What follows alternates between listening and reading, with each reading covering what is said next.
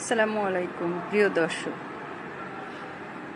আমার স্বপ্নের নায়িকা, যে নায়িকার জন্য আজকে আমি ঘর ছেড়ে মিডিয়াতে এসেছিলাম, মানে বাড়ি থেকে পালিয়ে মিডিয়াতে এসেছিলাম। অলরেডি আপনারা আমার সাক্ষাৎকারে আমার গল্পগুলো শুনেছেন। তো সেই নায়িকা, বাংলাদেশের star, big big super star, আকাশের স্টার, আমার প্রিয় শাবনূর আপু।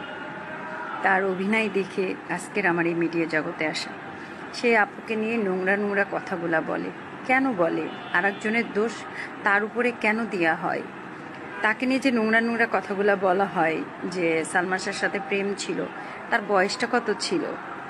তার বয়স কত ছিল আপনারা বলেন।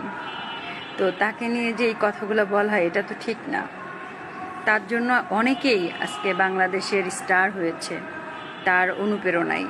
হ্যাঁ, তো সেখানে শাবনূর আপু জন্য আজকে অনেক প্রযোজক, ডিরেক্টররা লাভবান হয়েছেন। তিনি হয়েছেন, আজকে তাকে বাংলাদেশের সুপারস্টার শাবনূর বানিয়েছে। তো সেই শাবনূরকে নিয়ে কেন এত নোংরা কথা বলা হয়? তার একটা কি সুন্দর মাশাল্লাহ একটা ছেলে আছে, সে তো তার মতো আছে, ভালো আছে, তাকে সবাই ভালো থাকতে দেন। আমরা সবাই দোয়া করি শাবনূর আপু ভালো থাক, তার বাচ্চাকে মানুষের মতন মানুষ করুক, এটাই শুভকামনা রইল। অনেক অনেক ভালোবাসি আপু।